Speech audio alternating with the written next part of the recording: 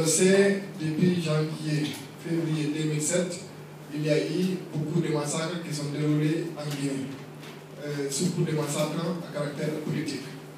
Mais depuis cette date jusqu'à maintenant, malheureusement, il n'y a jamais eu des enquêtes qui ont abouti enfin de rendre justice aux personnes qui ont perdu leur vie ainsi qu'à leur famille. Ce cycle d'impunité a fait tort énormément à la Guinée et continue de faire tort à la Guinée, puisque aussi longtemps qu'on n'arrive pas à régler la question de l'impunité, établir un état de droit, il est assez difficile d'espérer que la Guinée va se développer, qu'on va arriver à consolider notre démocratie. Et nous ne pouvons pas vraiment rester indifférents par rapport justement à ces massacres, à ces cas de torture, à des traitements inhumains et dégradants en tant que simple être humain, en tant que citoyen. Au-delà de dénoncer ces pratiques, il faudrait que tout le monde s'y mette afin de mettre la pression au sein du gouvernement pour que les enquêtes soient menées et qu'au bout du compte, les personnes concernées soient vraiment traduites devant la justice. Il faudrait que la paix change de camp, au lieu que ce soit justement les victimes qui ont toujours peur que ces bourreaux ne viennent encore les intimider, les harasser davantage. Il faudrait que ce soit plutôt les auteurs qui puissent s'inquiéter et se dire au bout du compte, ils vont être traduits devant la justice et finalement qu'il y ait un changement d'attitude. Aussi longtemps qu'on n'arrive pas à régler ces problèmes d'impunité, nous ne pouvons pas espérer que les massacres que nous voyons à chaque fois puissent s'arrêter et que les cas justement d'insécurité dont on en parle tous les jours soient vraiment réglés. Et nous, en tant qu'acteurs des droits de l'homme, nous ne pouvons pas vraiment rester indifférents à ces cas. Comme vous le savez, il y a eu plusieurs plaintes qui ont été portées devant les juridictions guinéennes. Mais malheureusement, il n'y a pas eu une volonté politique de veiller à ce que ces plaintes soient examinées d'une manière unissante afin de permettre à la justice de faire son travail et qu'au bout du compte, les personnes qui sont auteurs de ces actes soient arrêtées et traduites devant la justice guinéenne. Vous n'êtes pas sans savoir, on a dit un peu plus tôt, au-delà des événements de janvier-février 2007, il y a eu les événements à Zérekouré. Une première fois, il y a eu Saouro, il y a eu beaucoup de cas à Conakry, il y a eu le cas de Thierry à Zugota, et après Zugota, on a vu à Zérekouré encore à nouveau, et un peu plus récemment, on a vu les jeunes qui ont été tués ici à Conakry. Mais malheureusement, il n'y a pas une volonté politique de dire désormais il faut qu'on soit assez sérieux pour permettre à ce que les enquêtes soient menées et que les auteurs soient traduits en justice. Au lieu que l'État soit là pour protéger les citoyens les plus faibles, c'est là qui sont victimes de ces violations flagrantes de leurs droits élémentaires, on protège plutôt les officiers qui sont responsables de ces actes, les instigateurs de ces actes. Et cela est inacceptable dans une société qui va être une société démocratique où on parle de la démocratie et l'état de droit. C'est la raison pour laquelle, après les plaintes qui ont été déposées ici, nous avons décidé de déposer plusieurs plaintes au niveau du Conseil des droits de l'homme à Genève. Parce que vous savez, la Guinée a ratifié plusieurs conventions justement qui protègent les droits élémentaires des citoyens. C'est notamment le pacte international des Nations Unies relatif aux droits civils et politiques. On a la Déclaration universelle des droits de l'homme. On a la Convention des Nations Unies contre la torture. Et bien d'autres traités que la Guinée a signés et a ratifiés.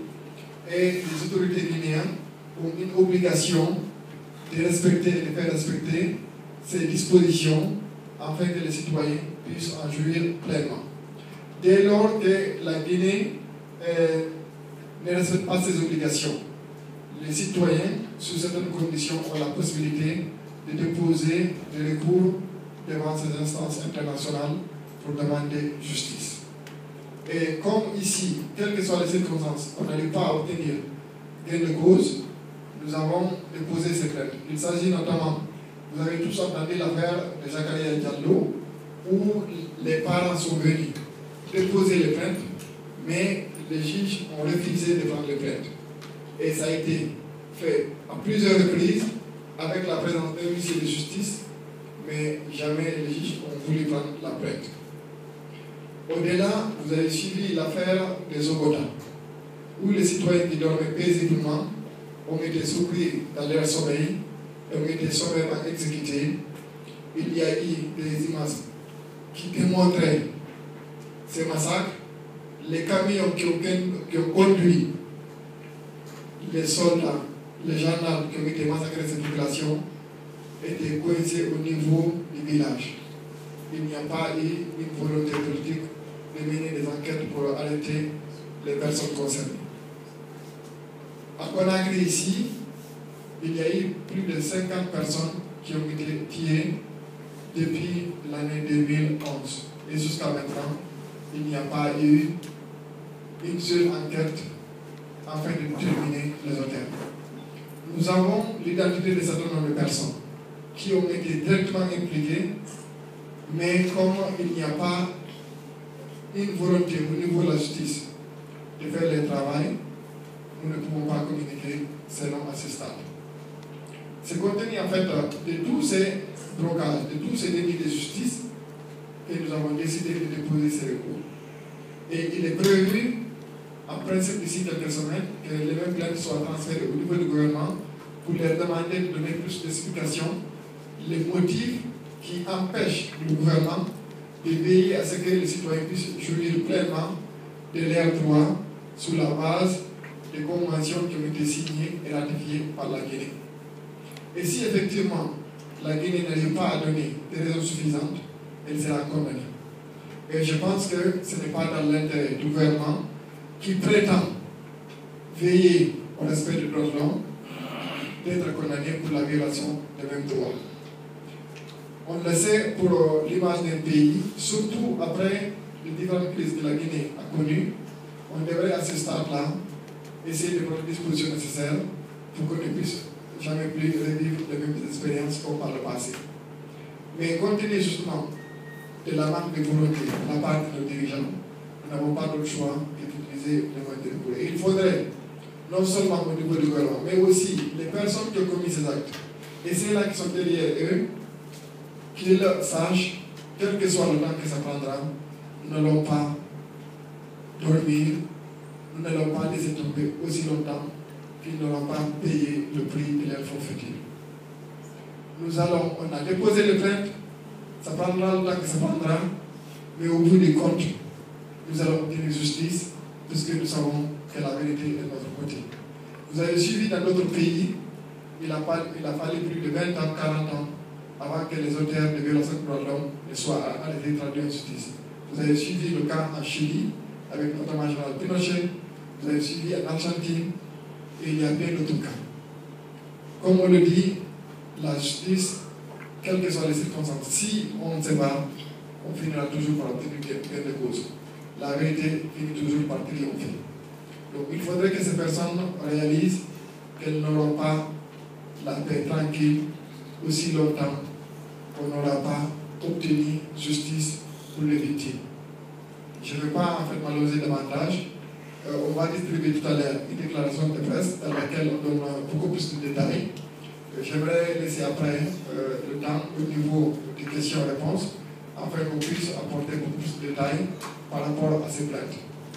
Je vais passer la parole au président de l'association des victimes et parents des victimes de violences politiques en Guinée pour qu'il puisse donner aussi son opinion en tant que parent et victime.